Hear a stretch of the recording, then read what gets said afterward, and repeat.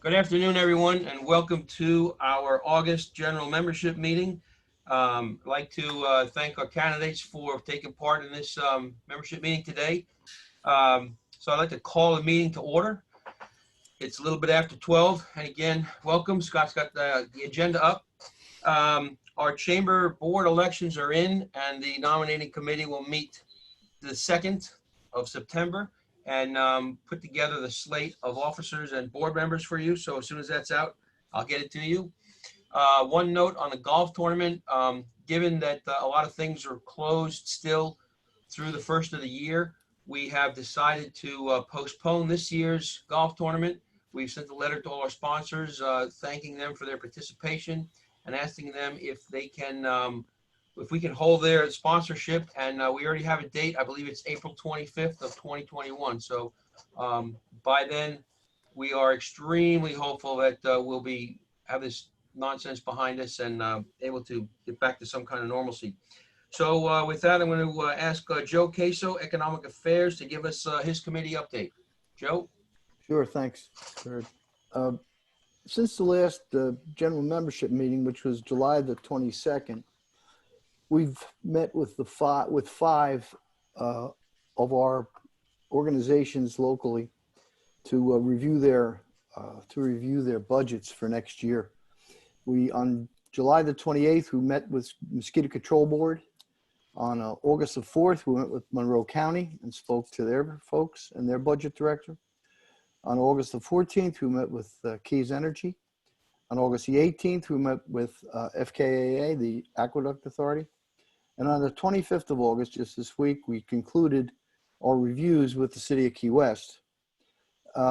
There's an awful lot to talk about, and we've got a very busy meeting today. So what I would suggest is we've got minutes and PowerPoint presentations available to everyone who would like to look at any and all of these budget reviews. And they can get those by calling Ed DeWicki at the chamber, and he'll forward them to you. As I say, there's just too much to cover in a short time. It was a very busy month since our last meeting. So with that, I'll let us just move on. I don't want to take any more time. All right, thanks, Joe. Yep, and I encourage everyone to reach out to Ed. He's got the information. Joe's committee does a great job. Ask some of the hard questions to those folks, and you can obviously see their responses in the minutes. So moving along, Britt Myers, membership update. Absolutely. Thank you, Greg. Got 5 new members to announce today, and I'm very proud of, even looking at this call, of how many members we have joining on Zoom. It really shows you the presence and the positive power behind the chamber when you think about not just the businesses we have, but the amount of employees we have throughout the city and the Keys that are part of the chamber. So 5 more today. The first one I will reach. Well, we got some graphics. This is big time. Certified Mold Treatment Solutions. He has been locally owned and operating, serving the Florida Keys for over 14 years. Gary Marsden, who a lot of you know here, is licensed and insured, providing mold remediation, mold assessment, air quality testing, and COVID-19 sanitizing. The pandemic has opened up a new line of business, and Gary has sanitized many of our local businesses in the wake of COVID. So thank you, Gary. We're excited to have you. The next new business is C.R. Gray Sculptor. He's a local artist, Craig Gray, a sculptor of large-scale public artworks. Each piece of art is handcrafted, with no 2 pieces being exactly alike. Every piece of art is created by Craig and is made by his own hands in his Key West studio. Whether you're looking for a sculpture for your home, office, or community park, C. Gray has natural art awaiting for you. So thank you, C.R. Gray Sculptor. Next, we have Honest Eco Tours. Operates out of the historic Key West Seaport and provides dolphin watch, snorkel, and kayak tours through uninhibited islands. 4-hour tours depart 4 days per week from 9 a.m. to 2 p.m. with a 12 guest max currently. Private charters can be arranged, including sunset time slots. Contact Billy and Jennifer Littmer at Honest Eco Tours, who we're happy to have on board here at the chamber. The next one hits home a little bit. Kirby's Closet, I'm very excited to announce, is an upscale resale boutique located in the heart of our historic district at the Galleon Square at 218 Whitehead Street. The Women's Boutique offers a luxury shopping experience with vintage, excellent condition, pre-loved, and new women's clothing, accessories, and home goods. Private parties are also available, and it also pays for my kids' school. That is my wife. Very happy to have her on board. So make sure you check out Kirby's Closet. And last but not least, we have Paradise Technologies. Founded in 1998, Paradise Technologies specializes in providing high quality information, technology support, and phone systems. Bob Hinkle and Company work in areas of managed IT services, business services, field support, cloud computer consulting, website consulting, phone systems, and system integration. Say that 10 times. Proud to be headquartered in Key West, providing the best information technology, network, and computer services support available anywhere. Paradise Technologies, awesome to have you guys. Thank you all for being part of the chamber. Looking forward to a lot of good times ahead. Thank you, guys. Thank you, Brent, and thanks to your committee and Carrie for all the hard work you do bringing members in. And, given the economic times we're in, I think it's important for local people to be part of the chamber, because as one unified group, obviously we can hopefully get things done and work together, get our business back on track. So with that, Scott, I'm going to turn it over to you for your Executive VP report. Thank you, Greg. And I have one item to update our membership about before we get to the program, and it is that our friends from the Florida Keys Society for Human Resource Management continue to make available free of charge to our members the webinars that they put on occasionally. So the next one up is the Employment Law Trends and Projections for 2020 and beyond. So if you have employees in your business, this would be relevant to you. An attorney named Scott Atwood, no relation, will be presenting on September the 8th. You can register for this webinar. See the email below, hr@keysfcu.org. or just call the chamber and we can connect you. Our thanks to Marianne Magner for continuing to be a great partner with the chamber and helping our members stay up to date with human resource issues. And with that, we're going to segue into our program today. Very interesting year where both of our Senate and House representatives and senators are term limited. And so we've got a brand new slate of candidates who are vying to take over House 120 and Senate 39. And we're pleased to have them today as part of our program to talk about the important issues that are facing the Keys in our state as well. They've been prepped on the rules of engagement, but just so you know as a viewer, we'll have 1-minute opening statements and 1-minute closing statements. The questions will be rotated, so not everyone answers the first time. Limit of 2 minutes per answer, and the candidates can ask for a 30-second rebuttal on request. So here we go. This is our candidates. Pleased to have Representative Ana Maria Rodriguez, the Republican candidate for Senate seat 39, and her opponent, Representative Javier Fernandez, the Democrat. Jim Mooney, Mayor Vila Murata, Republican candidate for House seat 120, and his challenger is the Democrat, Clint Barris. And we're going to have little numbers right here that you're going to see on the screen, which are going to indicate the order in which the candidates will answer the question. So keep apprised of that. And opening statements are on tap. So with that, Clint Barris, you have 1 minute and the microphone is yours. Welcome.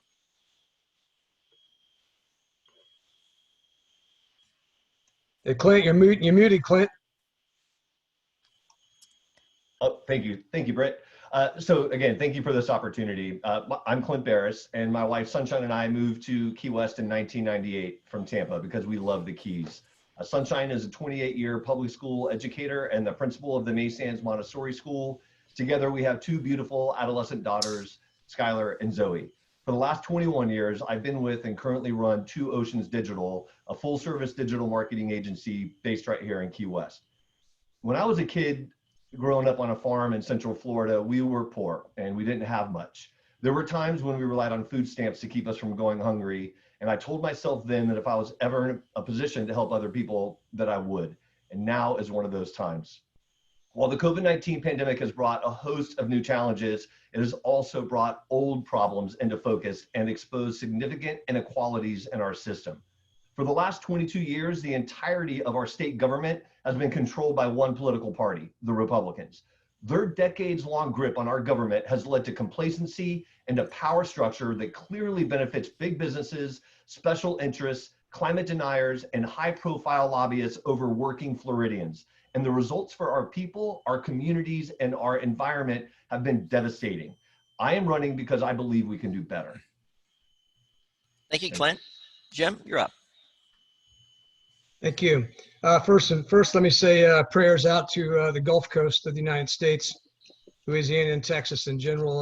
They're facing a Cat 4, and it's going to be 3 years ago. 2 weeks from now will be Irma. So prayers with them. Jim Mooney. I've raised in the Florida Keys. I'm a graduate of the University of Miami. I've raised my daughter Erica and my son Michael here. They both went to the local high school. I am a sitting member of the Alamorada Village Council and a two-time former mayor of Alamorada. I taught school, small business owner. I'm currently a realtor. The reason I'm doing this is because I love the state of Florida and I love our district. We have lots of issues. A lot of it, and almost all of it, centers around water quality in the Keys. We all know that. What I really want to do is make sure that we continue to move forward with water quality improvements and to continue to grow this district, both from a business standpoint and from an ecological standpoint. We are not going to get rid of people coming to the Florida Keys, and so we've got to learn to deal with the business side of it and how it impacts our ecology. I fully plan to do that. Again, I'm doing this because I love where I live, and I love the Florida Keys, and I love the South Florida. I'm a fifth-generation Floridian. I have a unique understanding of the Florida Keys issues from the political side and from the sort of the common sense side. Have no other reason to do this other than I love where I live, and that's really at the bottom line. We'll carry forward what Holly's done, improve on what Holly's done, and continue to foster relationships in Tallahassee that improve our district from top to bottom. Thank you. Thank you, Jim. Javier, you're up. Hi, good afternoon, everyone, and thanks to the Chamber for organizing this forum and giving us as candidates a chance to speak to your members and all of you directly. My name is Javier Fernandez. I am a candidate, Democratic nominee now for the Florida Senate here in District 39. I have the honor of representing District 114 in the Florida House currently. And I am a native South Floridian, son of Cuban exiles, son of a single mom, public school teacher, and proud father to two young children, Suzanne and Lucas, who are quickly becoming teenagers and turning my life upside down. But I'm running because I want to bring what I think is a necessary, independent-minded leadership to the state and to this district. You know, we've had for too long representation that has been beholden to the leadership, Republican leadership in Tallahassee, that has not necessarily voted in the ways that best advance the interests of this district. I want to change that when I ascend and earn your support to take on this challenge in the Florida Senate. We need leadership that's going to hold others accountable. We need leadership that's going to take action and not sit home in the midst of a pandemic, not react to the needs of our local communities, local business owners in the midst of these tremendous challenges, not react to the needs of those who are unemployed. We need leadership that's going to advance and change the priorities of Tallahassee.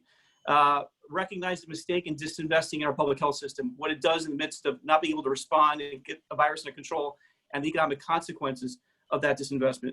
Make sure to prioritize the importance of small business over large corporations, something that corporations that now dominate the conversation in Tallahassee and set the agenda. A leadership that's going to prioritize the environment over unchecked growth, something that we have gotten away from here over the last couple of decades. And lastly, leadership that's going to advance the interests of our traditional public schools and also stand firm in protecting local control. I have 25 plus years of experience working in the private sector now as an attorney, at the local level for a mayor, and also as an advocate for affordable housing. I plan to continue that. In addition to my work now in the legislature, I plan to take that experience to the Florida Senate and advance these interests for the benefit of this district. And again, look forward to your questions and honored to be with you. Thank you. Anna Maria, you're up. Thank you again for inviting me today. My name is Ana Maria Rodriguez, and I'm the Republican nominee for Senate District 39, which, as you know, includes Key West and all of Monroe County. I currently serve in the Florida House of Representatives in District 105, and I served previously as a councilwoman in the city of Doral for 8 years. In my professional capacity, I work for the Miami Association of Realtors. I'm a proud wife and mother of 2 boys and 2 wonderful stepchildren. I'm also the proud daughter of Cuban immigrants who came to the United States seeking a better life and fleeing from socialism. They taught me the value of hard work, quality education, and love of this great nation. As someone who was born, raised, and educated in Florida, I've had the privilege of making countless memories in the Florida Keys. I'm a PADI certified scuba diver, so I've had the privilege of enjoying going diving on many occasions in our beautiful community. I care deeply about preserving and restoring our natural resources and quality of life while ensuring our business communities thrive. I support the rule of law and protecting those who protect us on the front lines day in and day out, and making sure that our essential workers have adequate housing options. Again, thank you so much for inviting me today, and I look forward to hearing about your concerns and questions. Thank you, Representative Rodriguez. One quick question for our candidates before we get started. Have you been able to hear the bell tone as you're speaking? No one's been able to hear. Okay, then as you approach the 2-minute mark, what I'll probably do is just have to interrupt you because the bell isn't coming through. So I apologize for that in advance, but I want to make sure that we're able to keep our time. All right, our first question. And it's a leading question in a way because it assumes that Florida's unemployment system is broken. That's the way it's been characterized most often by people who have tried to use it and also in the media. So that's the way the question is structured. Going to begin with you, Representative Rodriguez. How will you fix Florida's broken unemployment system? Well, actually, that's a great question. And over the last few months, as a state representative, I've been helping many of my constituents navigate, as you said, broken unemployment system that we have in the state of Florida. Earlier this month, Governor DeSantis actually referenced the unnecessary roadblocks that are in the system currently. And I want to just reiterate the fact that Governor DeSantis, as well as the entire Florida legislature, inherited a system from the previous administration, and never in our wildest dreams did we think that we would have the amount of claims and the amount of people that are in this situation, unfortunately, due to the COVID pandemic. So how would I fix this moving forward? As your next state senator, I would absolutely look at adding additional appropriations and looking at repairing the system, making it a user-friendly system, a more transparent system, and a system that will serve our Floridians well. I can't sugarcoat it enough. I cannot agree. I agree with you wholeheartedly that the system is broken and needs to be fixed. I think that once we implement the proper legislation and the proper funding to make sure that the system is corrected, we will make great strides in advancing our unemployment system and make it a user-friendly model for our nation. Thank you. Representative Fernandez. Well, I'm glad to hear my opponent acknowledge it's a broken system, because it's not only broken, but designed that way. And so I think we need to fundamentally reconsider, rethink the system.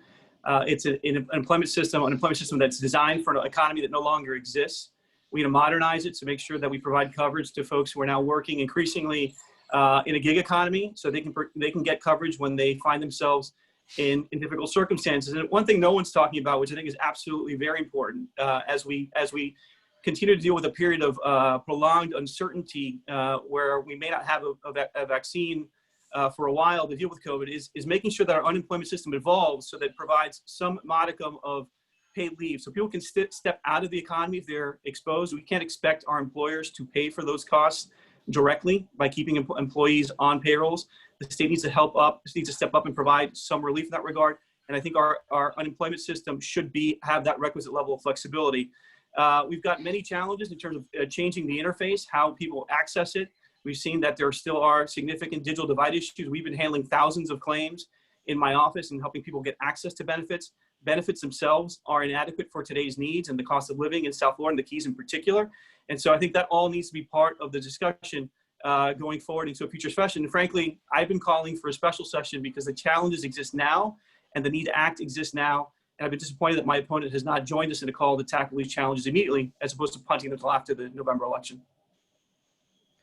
Thank you. Mr. Mooney, you're up. Yeah, I think we all agree that the system definitely has massive flaws in it.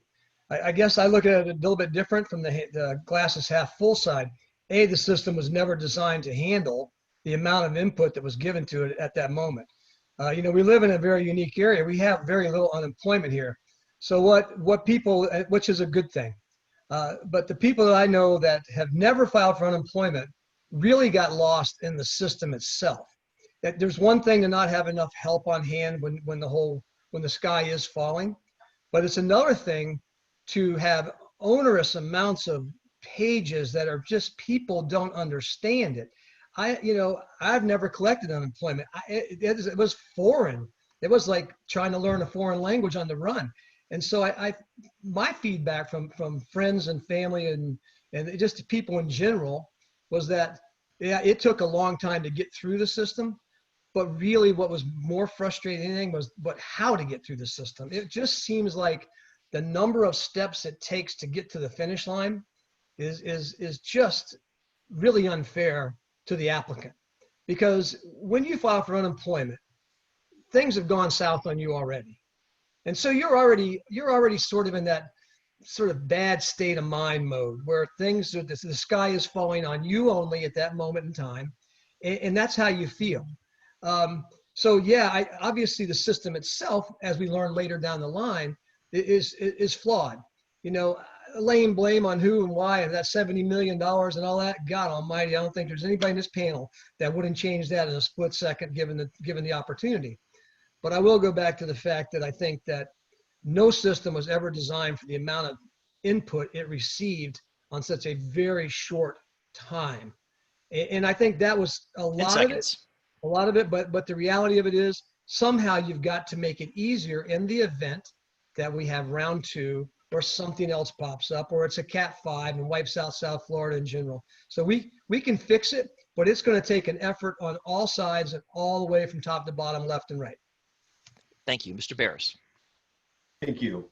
Yes, our unemployment system is broken, and let's have no mistake that it was designed that way intentionally by our previous governor, Rick Scott. They put intentional roadblocks in there to artificially lower Florida's unemployment rate. When 3 million Floridians lost their jobs and had been paying into the unemployment system their entire lives or their working lives, Florida failed them. It was $78 million to create this failed website. And there are solutions that you can scale with demand, you can scale online servers. So our governor has now put another $110 million into call centers to kind of alleviate some of this burden. There are still people today that have not received their benefits. So yes, we need to basically put our Floridians, our people first. Additionally, for years, our Governor DeSantis and Rick Scott knew, because they were doing audits on the system, and they knew there were systematic failures, and they did not act to correct those issues. And then when it became a problem, now we're scrambling around, and who's to suffer? The people, of course. Now here's another issue. The federal government is offering an additional $300 right now to every single person in Florida that is unemployed. Our governor is only amongst maybe 12 others in the nation who has yet to accept this money. And why? In 5 more days, our eviction moratorium is going to expire, and we're going to have a homeless crisis on our hands. We need to accept the federal money, and we need to be able to give people a hand up. Nobody wants to give a hand out. The system was designed that way, and I think that kind of speaks to the larger frame of reference to how our Republican-led government in Florida has always put the interests of corporations above the interests of the working families of Florida. Thank you. All righty, thank you. Let's go on to our next question. We'll begin with Mr. Mooney, and the question is, what is your assessment of how Florida has handled the COVID pandemic, especially the impact to the business community? Well, that's a great question. I used to be a coach, and Monday morning quarterbacking is always a guaranteed success rate. Every Saturday I used to wake up and go, why did I make that call on 3rd and 10? Well, no one was prepared for this worldwide, and we know that now. As to how the state handled it in the big picture, again, I get back to, this has never happened before. Not with them. Not, it's happened in 1918, but there was no social media to make everybody an expert on every phase of life. And that's where we're at. Did it impact the businesses? Have been absolutely destroyed. I think nobody knows that better than Key West. You guys have been very aggressive in your stance, and I think that your mayor did what she felt was necessary to protect the people. And by the way, as an elected official, your first job is life safety issues. It's not always the best place to be when you're elected official, but it is the best thing to do. Could we have done things differently? Absolutely, because what I learned today from yesterday, I may or may not be able to apply tomorrow, given the facts from today. And that's the problem that we exist. It's across the board nationwide. Everybody's walking in a circle trying to figure out where the next avenue is. Could you do it better? Yeah. My granddaughter's back in school in Palm Beach County. That is a very difficult decision for my daughter to make, but one that she made. I'm glad that my daughter's grown up right now, because Clint has young children, and that's going to be a difficult call as a parent. So everything that happens in today's world with COVID is going to have you pinned against the wall, no matter who you are, no matter what party you are, it doesn't matter. 10 seconds. But business impact, devastating, and no easy way out. We just got to get through this. Thank you, Mr. Barris. You're muted, Clint. Thank you. Sorry about that. Thank you. First, I would say that we need stronger leadership from our governor and the legislative leaders. And while I can respect the immense job that the governor has in front of him, Florida has not handled this crisis well at all. And I blame the legislature for not calling a special session to address some of these problems, as Javier Fernandez just mentioned. For example, our leaders should have met months ago to talk about school reopening plans, including sanitation, how we're going to protect our teachers, our students, our support staff. I think the crisis warrants a thoughtful discussion, especially as it relates to our children's health. Instead, nothing at all has happened.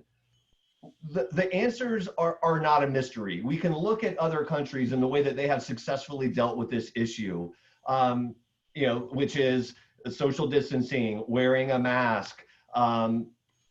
Obviously, we need to have mass testing, which we haven't achieved that yet either, and then tracing. So we need to be able to follow the recommendations of the science, of the professionals, and we can get out of this a lot quicker than what we've seen so far. Thank you. Thank you. Representative Fernandez. Thanks for the question. I think to summarize, the response has been an unmitigated disaster. And I think it really has laid bare this governor's lack of experience working in an executive or private sector job. He's been a legislator his entire career. And it's laid bare a lack of leadership, a failure to anticipate what I think are natural outcomes from different actions. The unemployment crisis that resulted from closure should not have come as a surprise to anyone. The need that we would see an escalation in a number of calls, if you just if you scenario plan, walk through the scenarios, you'd understand that's going to result in a tremendous number of calls to a system that we knew was already understaffed, under-resourced.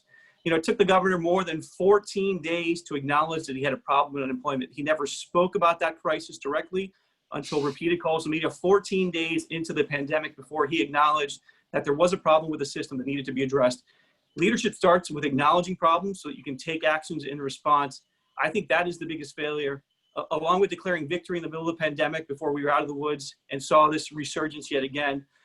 My sincere hope going forward, if we are committed to a reopening that the governor seems to be committed to, which I understand this is a problem with big numbers. We cannot stay shut down forever. That just does not work. We need to think about the systemic changes to support such a reopening so that we protect the welfare and health of our citizenry. That's why I mentioned before on the question related to unemployment, the need to have a pandemic paid leave program so people can raise their hands so they can get in and out of the economy, wait for testing if they've been exposed, and not continue to propagate the spread of the virus so we can get rid of this thing more quickly. We need thoughtful leadership. It needs to be reflective and not reactive, and it needs certainly not to be subject to the political winds. And action now is imperative. We have a huge crisis in our budget.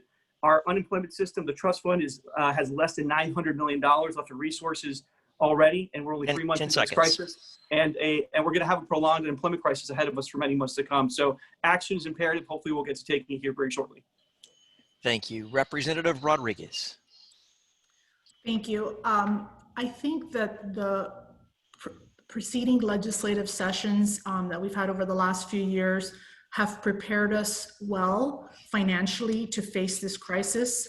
The state of Florida has had the opportunity to put billions of dollars in reserves to face a crisis such as this one. And I think that that has put us in a strong position financially to deal with this crisis. In terms of the governor and the overall state's reaction to COVID, I will say that the governor has empowered local governments to make local decisions based on what's right for their communities. And so Florida has 67 counties, and not every county has been impacted in the same way by this pandemic. And so you'll see, for example, Miami-Dade or Broward or Palm Beach counties have been more adversely affected than, let's say, other counties, Duval or others throughout the state of Florida. And so I think that the approach of letting counties and letting local leaders decide what are the best measures for them to implement in their respective areas is putting power in the hands of our local leaders. And so that to me is something that is of utmost importance. I think if you compare Florida to New York, Illinois, or California, we are absolutely doing a much better job, heads and shoulders above many of our large state counterparts throughout the nation. And so I'm very proud of the work we've done. It is unfortunate that this pandemic has unleashed on our nation and around the world. And I think it is reprehensible that this ever even came to our country and left its origin. And I think that we have done the best we can under the circumstances. Thank you. Representative Fernandez has raised his hand. Yes, 30 seconds. Thank you. Look, I'm glad to see that my opponent is acknowledging the need for more local control. I think that is one place where the governor has distinguished himself. I'm hoping she supports more local control in the legislature going forward. But with respect to the state of the state's finances, we have a $3.9 billion reserve. We are bleeding between $750 million and $1 billion a month in lost sales tax revenue. 10 seconds. We cannot sustain this budget without taking action, and we need to accept federal money, which is something that my opponent has said she would not do. So we got to act if we're going to survive this crisis. All right, thank you very much. We're going to go on to the next question now. And Representative Fernandez, you are first up. Here's the question. COVID-19 has revealed the danger of an economy so tied to tourism for our state and the Keys. What is one thing you would do to address diversifying our economy that makes sense for a state-designated area of critical state concern? Well, look, I think one of the opportunities is that we've realized is that we can work in a digital economy from anywhere. And so certainly expanding state investments in the infrastructure that supports the digital economy is absolutely essential. Also making sure that the state is investing as part of its target industry strategy more heavily in tech opportunities is essential. For Senate District 39, we've got a great opportunity here in terms of a new mission at the Homestead Air Reserve Base, which would provide not only jobs for the southern Miami-Dade, but also the northern Keys, with the potential to attract, NASA's new Space Force program and make that one of its primary facilities. So those are the kinds of opportunities I'd like to work on with members across the spectrum for our community. But I think it starts with first and foremost investing in infrastructure, and also critical infrastructure in the form of public education, where we provide our students the critical skills to become digital programmers, code, et cetera, as part of the core of a revitalized curriculum that meets the needs of the 21st century economy. Thank you. Representative Rodriguez. Thank you so much. I think the basis of all the things that we need to do to make this change and diversify our workforce starts with education. And I think that workforce training and helping our young ones start finding career paths that will help them, basically start entering the workforce earlier, and perhaps not even going to college. I know a lot of people may not think that college is the best pathway for them. And so I think we need to come up with creative education plans and workforce training for our youth so that they can enter the workforce and find different alternatives. Within the Florida Keys and our area of state area of critical concern, I agree that there needs to be more than tourism, although tourism has traditionally been the largest driver in the Florida Keys. I believe that there is definitely room for different economies, including aquaculture, harvesting of different aquaculture products. I believe that agriculture, even though technically is not so much in the Florida Keys, but within the Senate District, needs to be exemplified and needs to be basically amplified for the greater good of Senate District 39. Thank you. Thank you, Mr. Barris. Thank you. Well, I believe that in Florida, our environment is our economy, and that is no more true than here in Monroe County. You may know that 46% of all of our jobs that we have in Monroe County are directly tied to tourism, and that puts over $1 billion, almost close to $2 billion are retained in our economy here. However, that also has its challenges. When we have a pandemic or a hurricane, when our tourism economy shuts down, our citizenry feels that pain directly and quickly. And we need to have, we're the #1 county in the state that has such a high percentage of jobs tied to one specific sector, in this case, tourism. So it is incredibly important that we maintain our tourism base down here. But as that relates to our people, you may know that the United Way has an ALICE report that they put together every year, every couple of years. ALICE is an acronym, and it basically means that you have 2 heads of household working and a family of 4.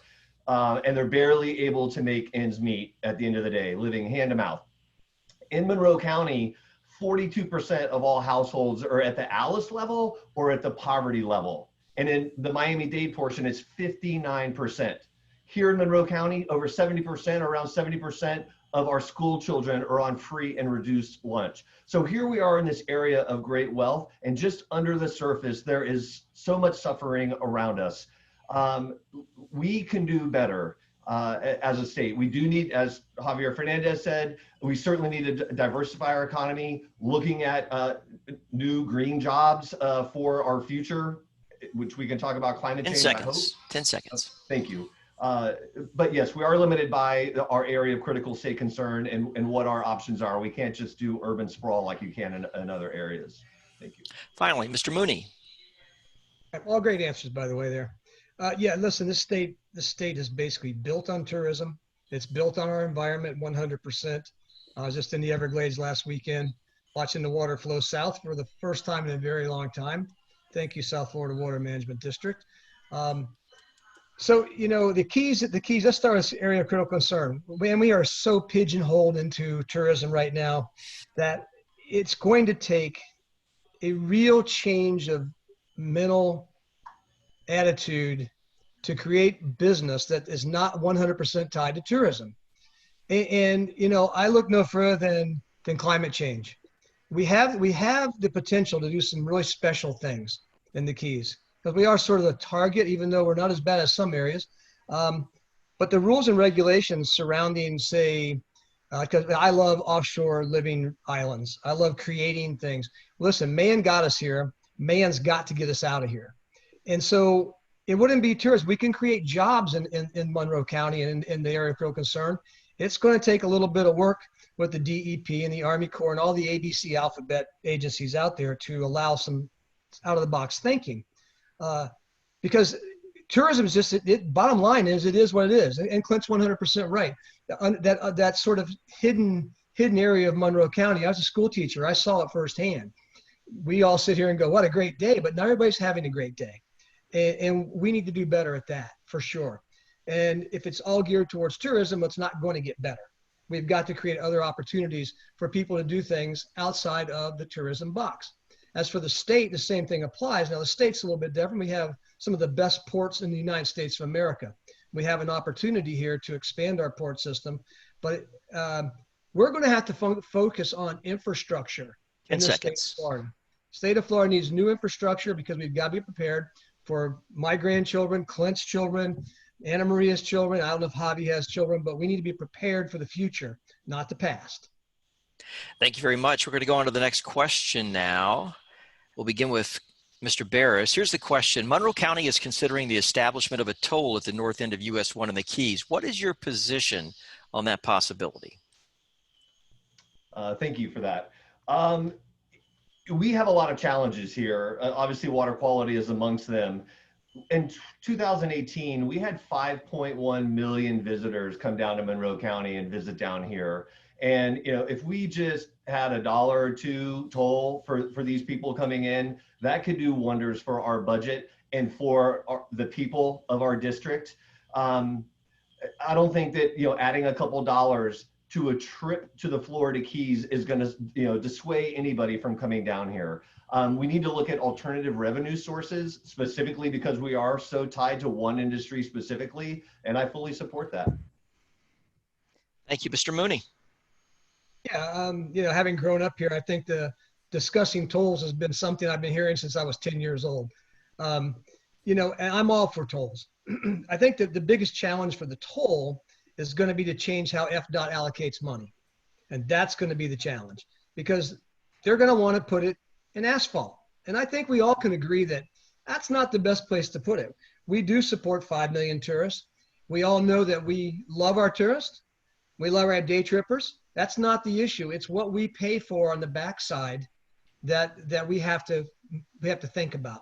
We're paying a lot of money in this county, stem to stern, on making sure our tourists have a great visit, a wonderful time, and get out of here safely. But that comes with a price, and that price is cleaning up. That places extra pressure on infrastructure, the sewers, the electric, the water. This is not rocket science. But again, I think the biggest challenge is going to be is to get that money reallocated in such a way that we can apply it to things that make sense. Because if we're just going to put a toll in for the sake of putting a toll in, thinking we're going to reduce traffic, so yeah, maybe we take 2 couples that bring 2 cars and turn them into 1 car. That's not going to make much difference in our day-to-day life.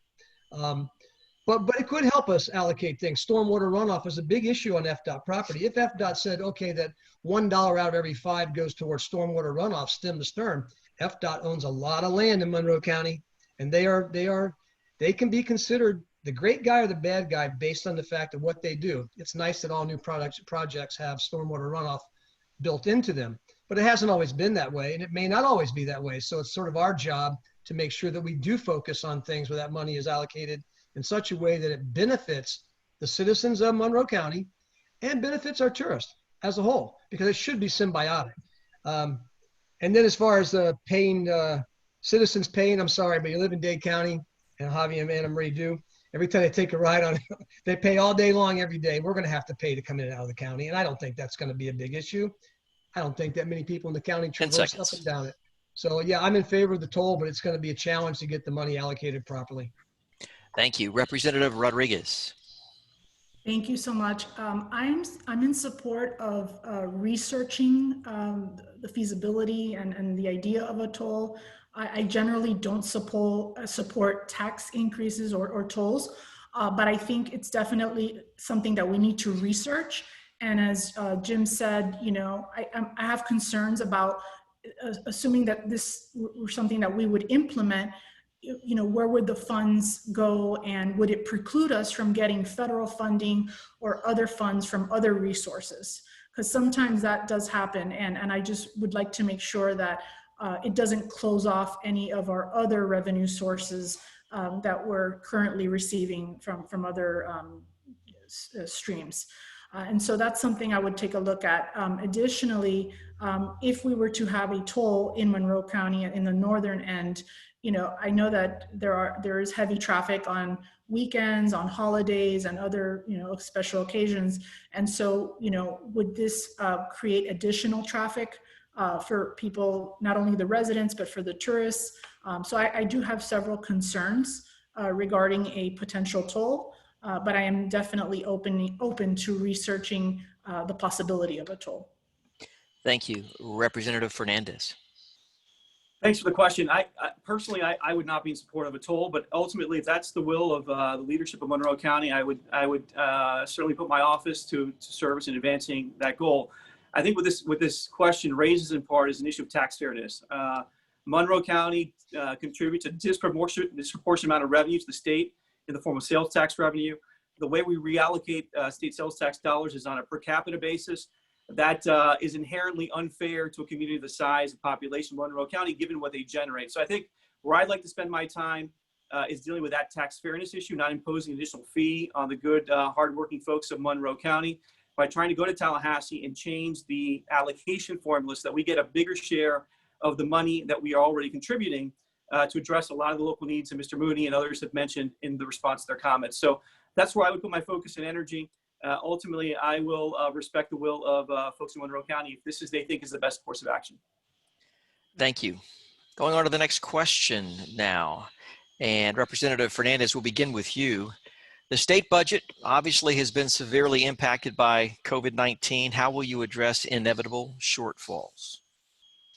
Well, first, I think we recognize we're in an unprecedented time. And while I share, I'm sure Representative Rodriguez's concerns about the federal budget and our ability to sustain the deficit spending that's happening in Washington, now's not the time to get into an ideological argument about what's appropriate. And so I reject her call to return federal money. She signed a letter recently that said she would recommend that we not provide state and local governments any aid.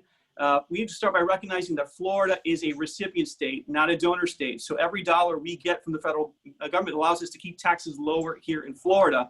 So I fundamentally disagree with her on that perspective. And I think it's inevitable that we need to get back into session, because what we've done is abrogate our responsibility to balance the budget as a legislature by allowing the governor to kind of try to veto his way out of this deficit, which is not going to happen. As I said before, we're looking at significant shortfalls, and we're looking at significant shortfalls going into the majority of this fiscal year. We need to reprioritize where we're spending dollars, and that starts with putting everything on the table, not just trying to take this in a piecemeal approach and avoid the hard questions and hard discussions that most ensue. So, everything's got to be on the table. We've got to bring this budget into balance. We should take our fair share of federal money in the short term to help bridge the gap. So I'll bring a very practical and pragmatic approach to this conversation, not an ideological one. Again, my goal is to advance the interests of Floridians, and the best way to do that is preserve their dollars in their wallets, and certainly taking federal money is part of that solution. Thank you. Representative Rodriguez. Thank you so much. So to answer your question and to respond to Representative Fernandez's comments, I don't support accepting federal funds in the premise that there are many states around our country, some of which I mentioned earlier, like California, Illinois, and New York, that run their states irresponsibly and do not balance their budget like the state of Florida does during every legislative session. Therefore, because we do balance our budget and we do have money in reserves, I don't feel that it would be responsible for us as Floridians to accept that money because, again, we do manage our money well because of our conservative leadership and because of the way we've run our budgets over the last couple of decades, actually.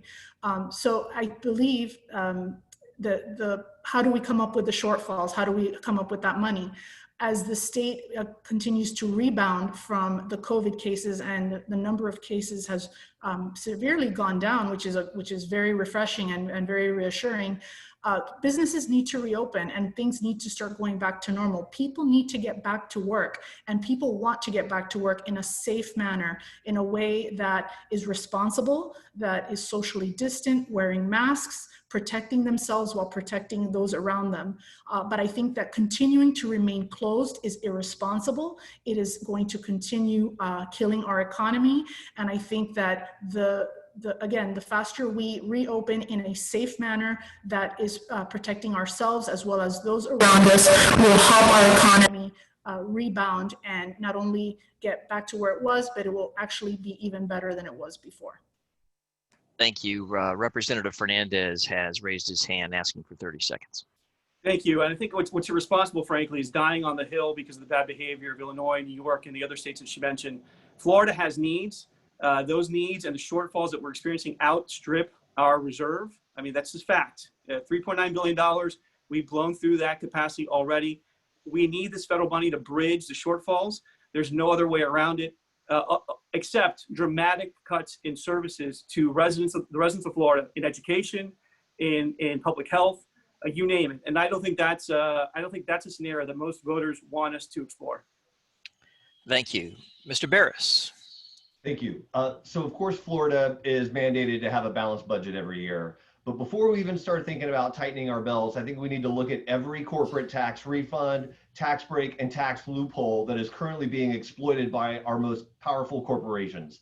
I believe everybody should be paying their fair share. And right now, the burden of running this state is on the backs of the middle class and the working poor. So once we have a tax system that works for everyone, we can look at tightening the belt. So let's put this into context too. So at the end of the last legislative session in 2020, also in 2019, our Republican-led government and governor gave a tax refund of $543 million to Florida's largest and biggest corporations. Now, a couple weeks later, Governor DeSantis line item vetoes over $1 billion out of our budget, $10 million out of the Florida Key Stewardship Act, literally taking money from food pantries in our district and other social programs that help people during a pandemic. It's just unfathomable to me. You know, I once heard, you know, show me your budget and I will show you your priorities. And that is clearly, you know, worth looking at. Also, too, there's a lot of pet projects. In 2019, Senate President Bill Galvano pushed the MCORS project. You know, they're talking about, well, they are doing, building 3 new toll highways through very sensitive, environmentally sensitive lands in Florida. That's gonna cost over $26 billion. And FDOT never requested this. There's been no feasibility study. It's this pet project that is giving back, again, to the donors that help them stay elected. Now, there are other ways that we can be driving revenue. Like 15 seconds. Florida is only one of 2 states in the nation that does not tax internet sales. And so if we're going to only rely on sales tax, we really need to be doing it the right way. Thank you. Mr. Mooney. Yeah, you know, the budget took a massive hit, and yeah, boy, the Keys took probably the single largest hit of any county in the state of Florida, with that real quick $10 million gone. That was a devastating blow to Monroe County and all the municipalities within it. It gets back to money more in quarterback. You know, we can all say, wow, well, we should have had more. Now, we've been a very fiscally responsible state. We don't have state income tax. People seem very happy here. We all like, that's all wonderful fluff. But I tell you, one of the biggest criticisms we have in Alamorada is we carry heavy reserves. And I'm a big believer in reserves. So if we have billions of dollars in reserve, we should have multi-billion dollars in reserves. Now, how do you do that? Well, you don't do it by raising taxes and then stash it away. But I don't disagree with Clint on this one at all. Listen, everybody's going to ask for the Sears and Roebuck's catalog Christmas package, and that would be everything in sight. And this is proven to us that we no longer can do that. We can't just say I want without the ability to get that to the finish line. So the pet projects of the world, the pork belly, all the good acronyms that they have for this, that's probably going to come to a screeching halt for years to come. And I think, again, I don't think that's a party line issue. This is a state issue. This is a human issue that we have to address, because at the end of the day, Florida's position from this tax standpoint is one of the most enviable positions in the country. We've managed to flourish for years and years and years with good leadership, and that's what it's going to take. So having bigger reserves, having larger reserves, and this, again, I think this is sort of knocked this back a little bit and said, wow, this can happen to us. This is that never will happen to me moment. It's happened to us, and we're going to have to address it, and that's going to be with greater reserves and watching how we spend the money. Thank you. Let's go on to the next question. We'll begin again with you, Mr. Mooney. The most significant long-term issue facing your district for any one of you is sea level rise. How will you pay for mitigation? Well, the short answer to that is we can't pay for mitigation.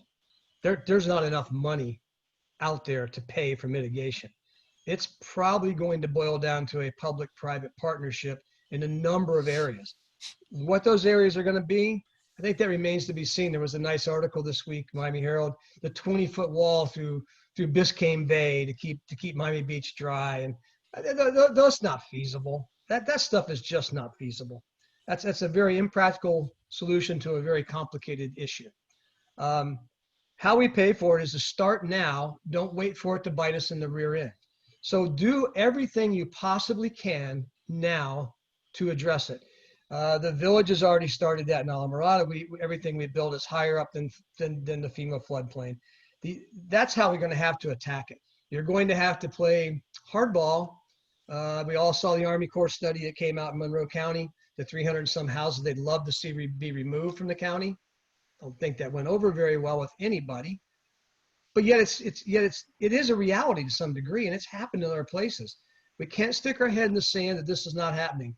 I grew up here. I can honestly tell you I've seen it happening, and I notice it more now than I ever did. Climate change is here. By the way, blame it on what you may. It's just a fact of life. It's the way the earth revolves, and it's going to continue to happen. It's going to ebb and flow up and down for eons, and when we're long gone. But how we pay for it, we're not going to pay for it up front. There's not enough money anywhere. You can't raise enough money anywhere. So I say you need to attack what you can attack. Miami Beach has done a very good job of elevating the roads, planning for the future. And that's how you're going to pay for it. You're going to pay for it by planning, and mitigating what you plan. And that's the only way you're going to pay for it, other than just going trillions and trillions and trillions of dollars into debt. And that's not practical. That will not work. But certainly it has to be addressed, and there's no way around it. Thank you, Mr. Barris. Thank you. So without question, climate change and sea level rise is the greatest threat facing Florida, period. And the sad fact is that despite all we have learned over the past 20 years about climate change and sea level rise, our current leadership in Tallahassee has refused to pass any meaningful measures to reduce our reliance on dirty fossil fuels and transition us to a clean energy future. And there's really two sides to the climate change. There's carbon reduction and there's impact mitigation. And we need to do both because we're woefully unprepared at this current time. I would support carbon emissions inventory. There's been in the last two sessions, there's been a bill that didn't even get past committee. And then second, I would vote for increased funding to plan and implement mitigation strategies, but not just to protect our homes and hotels on the water. The impacts of sea level rise and extreme weather will have profound effects on all aspects of our society, from climate gentrification to illness related to extreme heat. We need a holistic response that takes all of these into account, with special attention on the effects of low-income communities and communities of color. Now, I'd also like to mention, that I read an article. I run a small business, and small businesses are the lifeblood of our economy.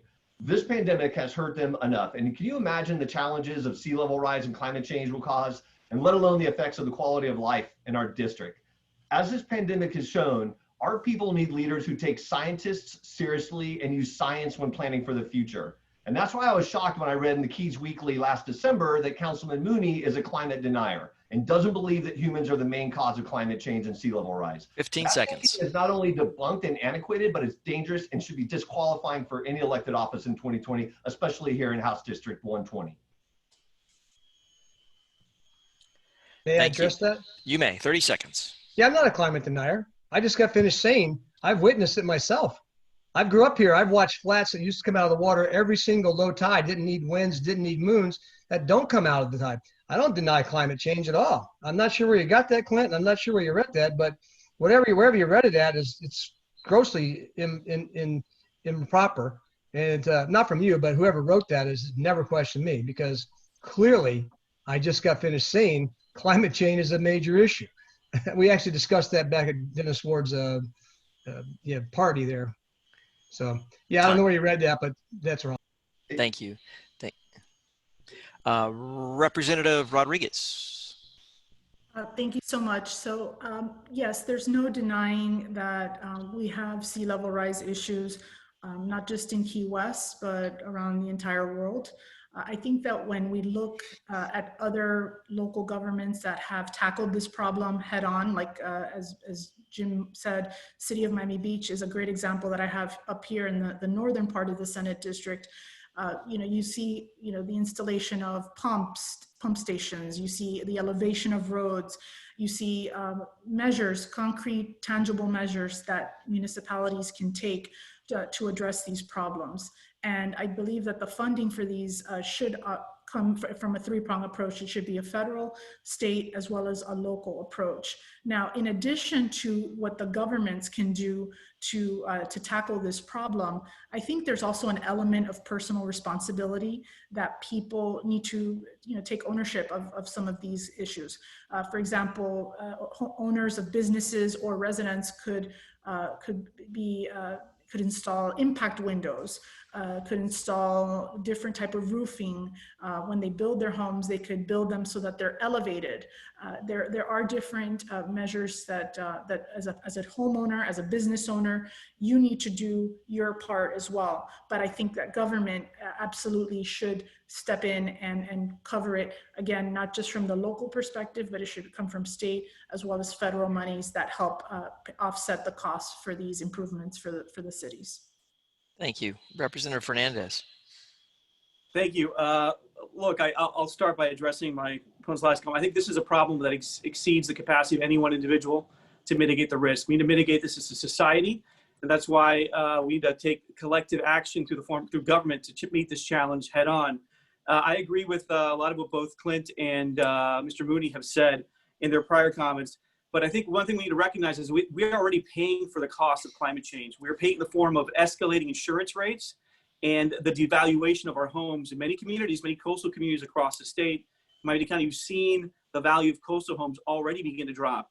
And so I came into my house race because of this issue, because of the work I do in the private sector, because markets are about perception. And the perception about Florida as a safe place to invest is changing and can change very quickly if we do not affirmatively invest in mitigating this risk. And we've talked about the city of Miami Beach and some other comments in Miami. One thing they have done, which the state has not done, is borrow to meet this challenge. And what they borrowed is frankly not enough to meet the challenge, because it's got to be matched with consistent state and federal investment to meet this challenge. One thing we do terribly in Florida, to the detriment of our local municipalities, is make money available to them to meet these kind of challenges in a predictable way. My main proposal will be to leverage the good credit the state has to bring dollars forward where revenues are still good, but we can still borrow that money. We know that even this current crisis has made that more challenging, certainly, but we can still borrow money to invest in mitigating this risk and provide our local governments the ability to plan in a straightforward and thoughtful way on how they meet this mitigation challenge. And we need to use that money then to leverage federal dollars as well, and private dollars certainly, to meet the challenge going forward. But it begins with taking advantage of a historically low borrowing environment to bring revenues forward and mitigate the costs that we are already experiencing in the forms of devaluation of our real estate and higher insurance rates. Thank you very much. Well, we have reached the top of the hour, so I'm going to move ahead and, out of respect for our audience, and get to the closing statements. You'll see we'll move left to right this time. 1 minute. Closing statement, and Representative Rodriguez, we'll begin with you. You're muted.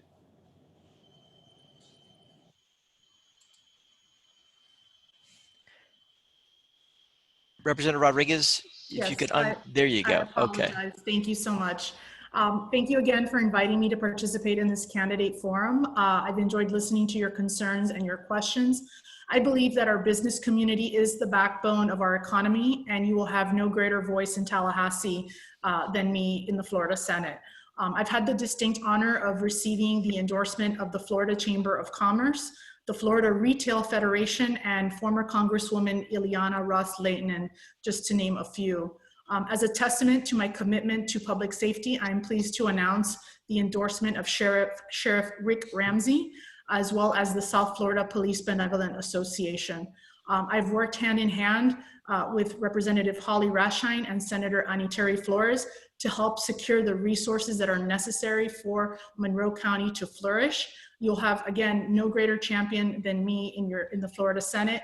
I will help bring down our fair share of support, and I will help to restore our local economy, which will help build it for years to come. May God bless Key West, and God bless the United States of America. Thank you. Representative Fernandez. First off, Scott, and to the rest of the team here at the Chamber, thank you for organizing this forum and allowing us the opportunity to speak to your members. I think that I bring to this race, as you've already heard, I think thoughtful, prepared, and independent leadership. Leadership is going to put the interest of our communities ahead of any ideology. It's going to respond to the practical demands of the time and try to implement the best solutions in coordination and respecting our local governments, making sure that we are a true partner in responding to the challenges that we face today and the years to come. I could run through my endorsement, but I'll just say this. The best endorsement I could earn is your vote on November 3rd.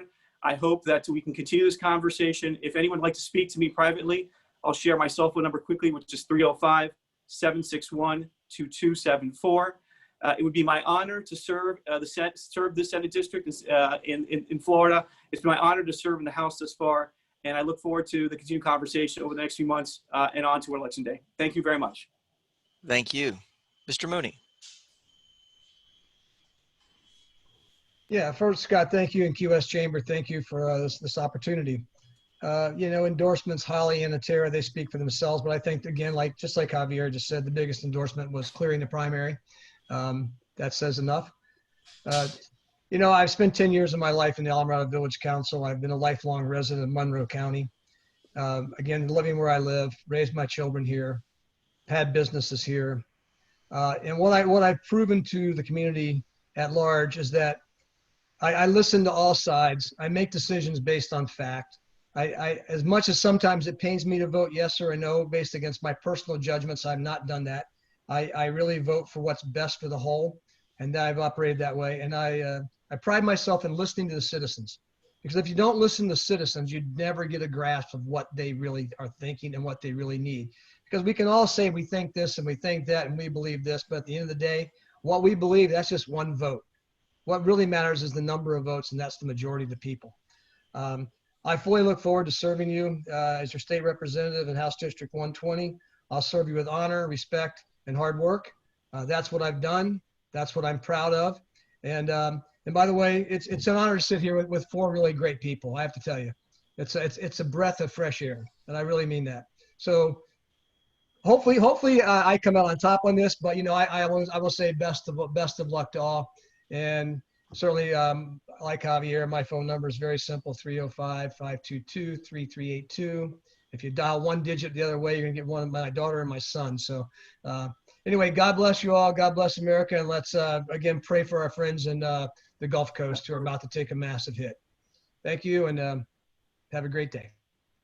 Thank you. Mr. Barris. Thank you.